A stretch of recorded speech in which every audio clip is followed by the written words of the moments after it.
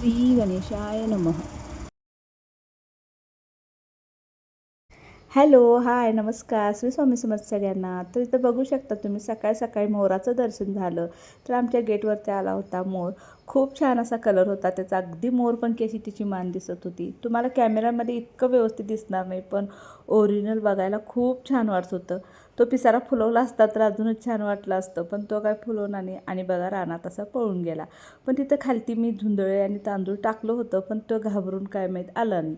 तर बघा आत्ताच जस्ट मी आंघोळ वगैरे सगळं आवरून किचनमध्ये आलेली आहे. तर माझं किचन असं असतं बघा रात्रभर.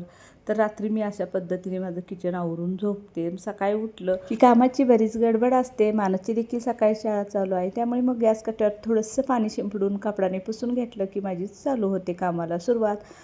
तर रात्रीची भांडी आहेत घासून ठेवलेली, तर ती आता सुकलेली आहे. ती फळीवरती लावून घ्यायची.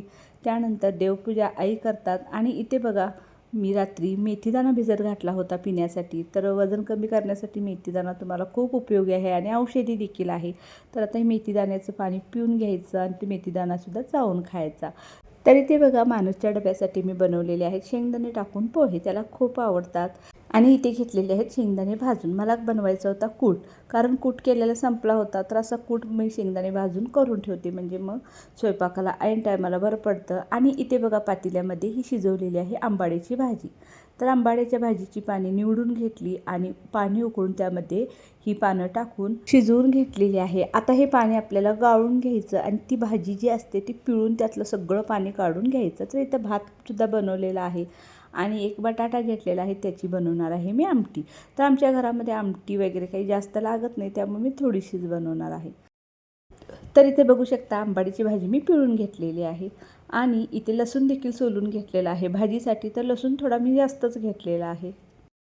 तर आज मी तुम्हाला आंबाडीची भाजी माझ्या पद्धतीने, पारंपरिक पद्धतीने आमच्या गावाकडे कशी बनवतात हे दाखवणार आहे. त्यासाठी गॅसवरती पातेलं ठेवलेलं आहे आणि त्यामध्ये टाकलेलं आहे 1 चमचा तेल.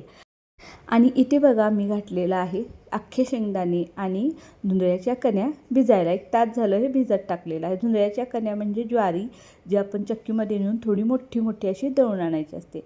तर उन्हाळ्यामध्ये आमच्या इकडे सगळ्यांच्या घरात बघा कण्या असतातच, म्हणजे ताककण्या करण्यासाठी. उन्हाळ्यामध्ये तो पदार्थ खूप पोटाला गारवा देणार आहे.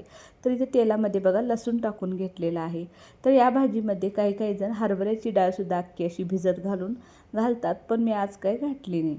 तर आता बघा लसूण थोडासा भाजल्यानंतर ही जी भाजी आहे ती असं पातेल्यामध्ये टाकून घ्यायची आहे. तर एकदमच न टाकता पूर्ण पातेल्याभर ती होईल, म्हणजे पातेलं कुठंच दिसणार नाही खालच्या साईडला. अशा पद्धतीने थोडी थोडी सगळीकडे भाजी ती टाकायची आहे. याचं कारण सांगते मी तुम्हाला, कारण ह्याच्यावरती आपण जे कण्या आणि शेंगदाणे भिजत घातलेले आहेत ते ठेवणार आहोत. जर खालीच कण्या गेल्या पातेल्याला लागल्या तर त्या करपतात, म्हणून पहिला अशी खाली भाजी घालायची, त्याच्यावरती आपल्याला कण्या आणि शेंगदाणं टाकायचं आहेत. तर इथं भाजी बघा मी अगदी व्यवस्थित अशी पातेल्याच्या तळाशी घालून घेतलेली आहे. आता याच्यावरती मी टाकणार आहे कण्या आणि शेंगदाणे. तर यानंतर लगेच आपल्याला भाजी काही हलवायची नाही आणि यामध्ये टाकून घ्यायचं आहे चवीपुरतं मीठ.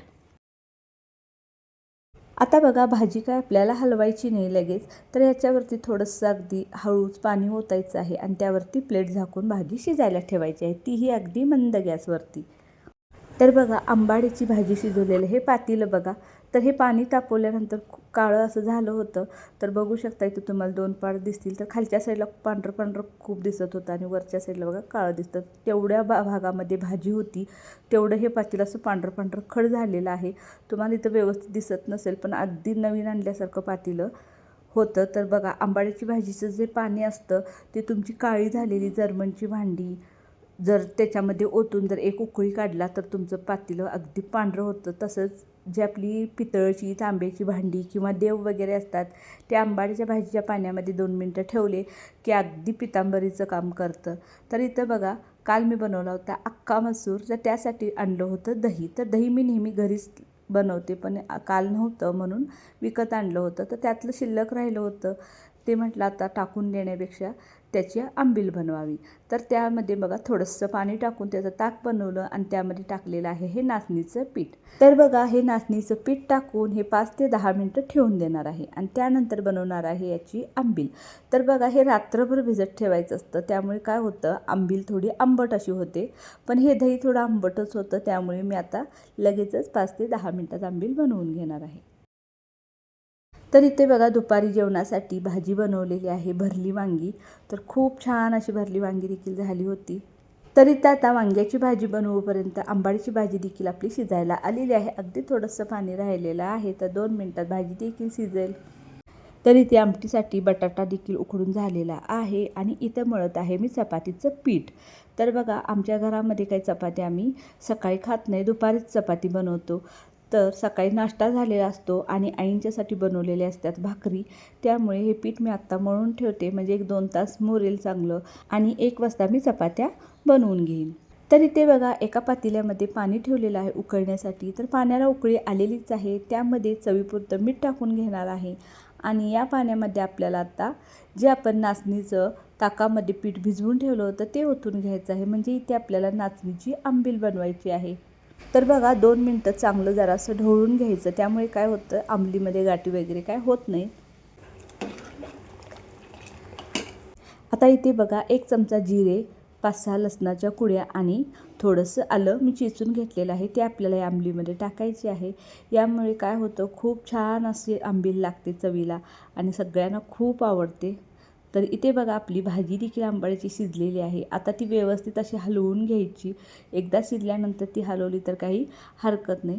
तर भाजी देखील चवीला खूप म्हणजे खूपच छान झाली होती आणि माझ्या धाकट्या लेकीला तर ही भाजी खूप आवडते, पण ती आता इथे नाही, तर ती हॉस्टेलला आहे. तर इथे बघा माझी सगळी कामं आवरलेली आहेत. कपडे देखील धुवून वाळण्यासाठी इथे घातलेले आहेत दोरीवरती आणि इथे बघू शकता जो महिन्याचा किराणा आणला होता तो भरायचा आहे, तर ते असा काढून ठेवलेला आहे मी वरती. आणि इथे घड्याळमध्ये बघू शकता 10:15 वाजलेले आहेत. तर इकडं भांडी देखील घासून ठेवलेली आहेत.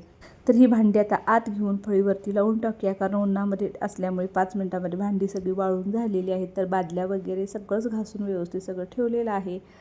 तर किचन देखील सगळं पुसून वगैरे झालेलं आहे. तर काय काय बनवलेलं आहे तुम्हाला मी दाखवते. तर पोहे बनवले होते नाश्त्याला, इथं बनवलेली आहे नाचण्याची आंबील, इथं बनवलेली आहे बटाट्याची आमटी. तर बघू शकता किती छान असा कट आलेला आहे आणि ही आहे आपली भरली वांग्याची भाजी. तर बघा आहोंना अशी तेल सुटलेली वांग्याची भाजी आवडते, बाकी कुठल्या भाजीमध्ये तेल जास्त आवडत नाही, पण भरलं वांगं असेल तर त्यांना अशी भाजी खूप आवडते. आणि इथं आहे ही आपली आंबाडीची भाजी आणि त्याच्याबरोबर बघा मी आईंनासुद्धा भाकरी केलेल्या आहेत आणि मलासुद्धा भाकरी केलेल्या आहेत, कारण आंबाडीची भाजी आहे म्हटल्यानंतर भाकरी तर पाहिजेच.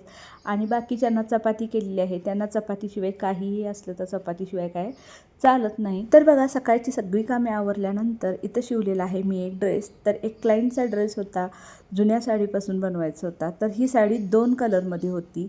निम्मी साडी अशी वेल्वेटची नेव्ही ब्ल्यू कलर होता आणि निम्मी साडी अशी नेटचा व्हाईट कलर होता. तर त्यामध्ये त्या मुलींनी सांगितलं होतं तुम्हाला कसं योग्य वाटतं आहे तसा ड्रेस शिवा. तर मी अशा पद्धतीने ड्रेस शिवलेला आहे आणि राहिलेल्या कापडापासून ओढणी देखील बनवलेली आहे. तर तुम्हाला ड्रेस आवडला का मला नक्की कमेंट करून सांगा. आता दुपार झालेली आहे. इथे बीट चिरून घेतलेलं आहे, काकडी आहे आणि बाकीचं हे सगळं जेवणाचं ताट. तर दही घेतलेलं आहे. बाकी तुम्हाला मी काय काय बनवले हे तर व्हिडिओमध्ये दाखवलंच आहे. तर व्हिडिओ कसा वाटला मला नक्की कमेंट करून सांगा आणि तुम्हाला जर माझे व्हिडिओ आवडत असतील तर लाईक शेअर आणि सबस्क्राईब करायला देखील विसरू नका. थँक्यू.